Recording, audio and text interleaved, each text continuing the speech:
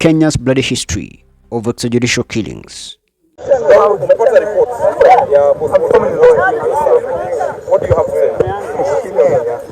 In June 2025, the name Albert Ojwang lit up Kenyan social media.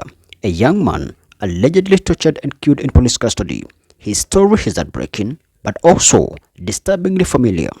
From the infamous Nyayo House torture chambers to recent police night raids, Kenya has long been haunted by one persistent ghost: extrajudicial killings. We begin this broadcast with revelations regarding the murder of Albert Ojwang. Exclusive CCTV footage that Citizen TV obtained corroborates a MBAGATHI hospital report that stated that Ojwang was dead at the time of arrival at the hospital.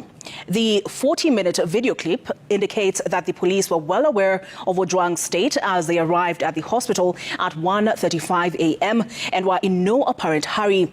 They took him inside the facility 24 minutes later, with no medic helping the police officers move his body from the police van into the building, where they only stayed for 10 minutes before his body was taken back to the vehicle. Gatete Njoroge stays on this developing story. At exactly 1:35 a.m. on June 8th, CCTV footage at MBAGATHI Hospital captures a police van driving into the facility. Inside the van were 3 officers. One of the officers was the driver.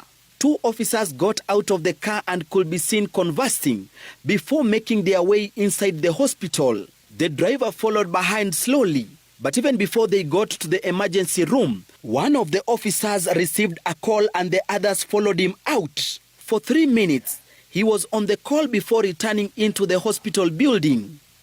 All this time, the late Albert Ojwang was at the back of the police van. No one checked on him despite the officers having supposedly taken him to MBAGATHI Hospital as a person who was gravely unwell. At 1:40 a.m., 2 officers were captured walking inside the hospital, searching for medics.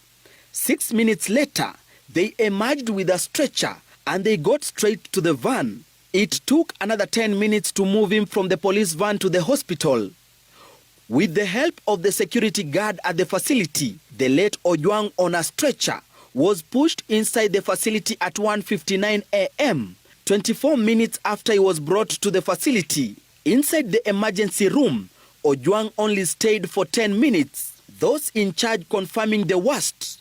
The suspect was brought in dead. MBAGATHI Hospital incident report indicated that on examination, Ojwang was unresponsive, had no cardiac activity, and that his entire body was cold and face was swollen and with injuries. He also had a cut at the back of his head. At 2:10 a.m., the CCTV captured the officers leaving the emergency room with the body of the late Ojwang. 5 minutes later, the police van left the hospital parking with the corpse, which was later taken to city mortuary. Why were the officers not in a hurry to ensure he was attended to? Who were they talking to on their phones at a time when they were supposed to be busy ensuring he was attended to? Meanwhile, interdicted Central Police Station OCS Samson Talam, who is being held at Langata Police Station, has denied being at the Central Police Station when Ojwang was booked, claiming he had handed over duties to his deputy. He handed all the instruments of his office.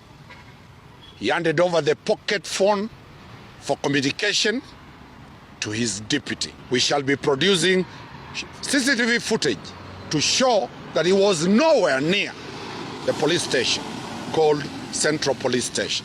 The lawyers who have also disputed the claim of Talam interfering with the CCTV say they will move to the High Court to challenge his prosecution, claiming he is being framed.